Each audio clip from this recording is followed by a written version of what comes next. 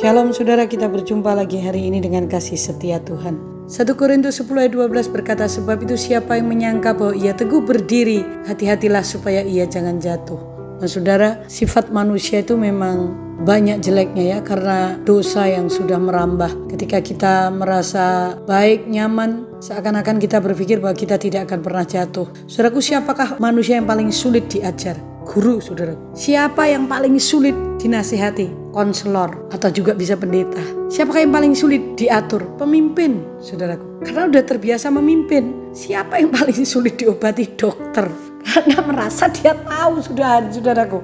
Ini ada banyak terjadi dalam hidup ini. Mengapa itu bisa demikian? Karena mereka ini menganggap dirinya sudah tahu. Bahkan menganggap dirinya lebih hebat dibanding yang lain.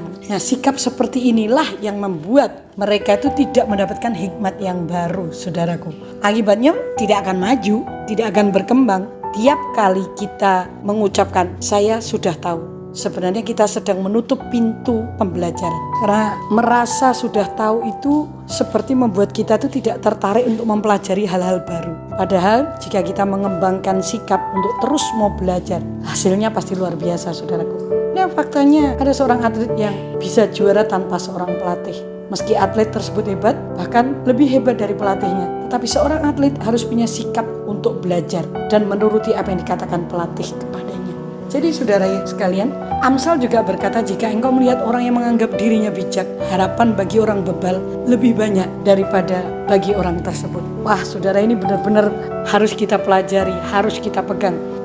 Rasa sok tahu ini membuat kita itu menjadi bodoh. Karena dikatakan Amsal, harapan orang bebal masih lebih bagus loh daripada orang yang menganggap dirinya bijak. Hati-hatilah. Jadi kita harus menjaga hati kita untuk tetap rendah hati. Jadilah seperti spons yang terus menyerap, dan menyerap. Kita harus belajar dan mau membuka diri untuk hal-hal yang lebih baik, untuk nasihat orang lain. Saudaraku, ya memang banyak orang tidak menyadari bahwa sebenarnya kalau kita merasa sudah tahu, kita merasa sudah bisa, itu sebenarnya kesombongan itu ada di situ. Dengarkanlah nasihat dan terimalah didikan supaya engkau menjadi bijak di masa depan. Kitab Amsal berkata begitu. Yang menulis ini adalah orang yang paling berhikmat, karena dia mempunyai hikmat daripada Tuhan. Yuk saudaraku, belajarlah rendah hati untuk kita mau diajar, mau dituntun. Bapak, terima kasih buat nasihatmu hari ini, karena kami harus mempunyai hati yang mau belajar, yang mau dituntun, mau ditegur, mau belajar mendengar firman-Mu. Apapun yang terjadi, kami tahu bahwa kami adalah orang-orang yang Kau kasihi, karena Engkau mengasihi orang yang rendah hati. Terima kasih Bapa di surga, dalam nama Yesus Engkau menyertai kami. Amin. Selamat melakukan, Tuhan memberkati.